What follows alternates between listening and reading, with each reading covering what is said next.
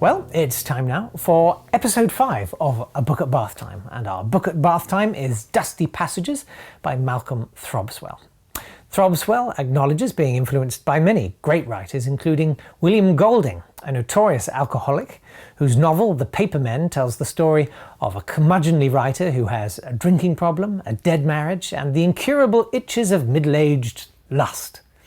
And a quick warning, the following programme contains adult themes and strong references to sex and all manner of mucky gubbins. Chapter 5. Huge applause rang through the ballroom of Claridge's. Livia was shaking. She'd just been auctioned off. An evening with her. She'd raised £210,000 for Shave the Pandas, a charity committed to downstairs grooming for pandas to increase their chances of mating successfully. And while she was glad to have raised the money, she had never agreed to this. And she was sitting next to a man she'd only just met and who had placed the winning bid. She didn't know where to look. "Our next lot is an hour in a sauna with Piers Morgan," continued the voice on stage. "Let's start the bidding at 60p. All right, 40... Hey, it was the man, Damir, the hot Slav who had bought her. Livia looked up. "It's all right. I wouldn't dream of holding you to the date." "Really?"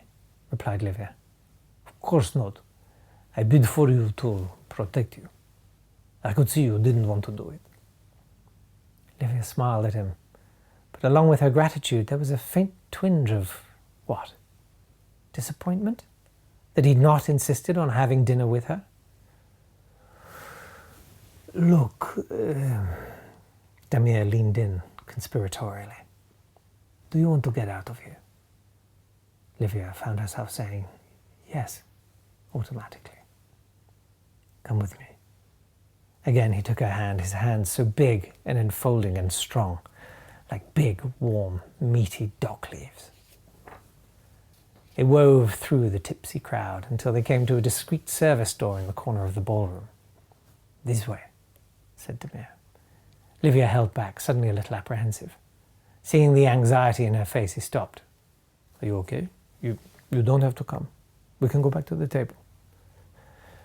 "No." Again the word came from some deep impulse in her.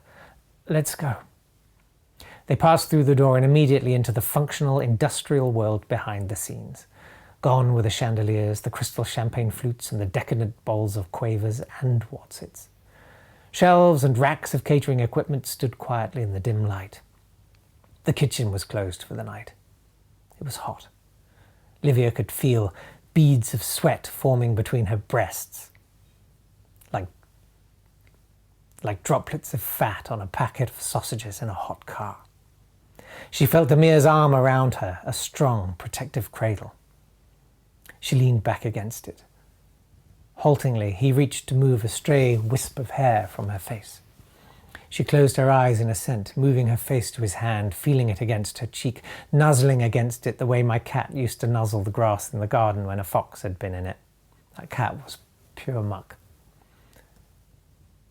"Livia," he murmured her name, his hand gently tilting her head up towards his. She kept her eyes closed, knowing the inevitability of everything that was to come. His lips connected with hers, gently parting, and a tentative tongue tip entered her mouth. Oh, Lordy. His breath smelled of champagne and caviar and cigars and wham bars, masculine scents, but playful. She broke, moving her head away from his to look at him, retching softly. His eyes twinkled as he smiled, whatever. "You okay?" he asked. "Yes," replied Livia. "Yes." They shrugged their clothes off amid the pallets filled with Ferrero Rocher. His jaw closed gently on her neck. She was trembling, like a shih tzu with a nervous tummy. His hand slid up her torso, tracing the contours of her swelling breasts. They swelled and swelled. They swelled. They popped with excitement. She marveled at his sculpted, hairy body, while he drank in the curves of her ladiness.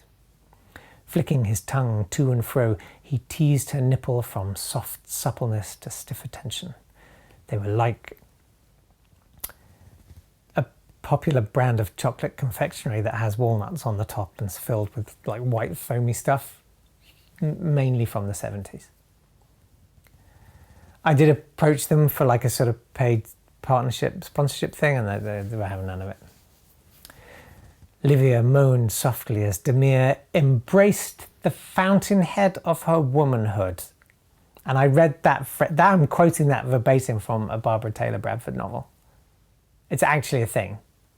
I don't know what it is, but it's a thing. She crushed his head slowly between her thighs, softly breaking his nose. She felt more alive than she had in decades. Okay, there's a few talking points for you there. Do leave a comment below. We'll pick up on that next time.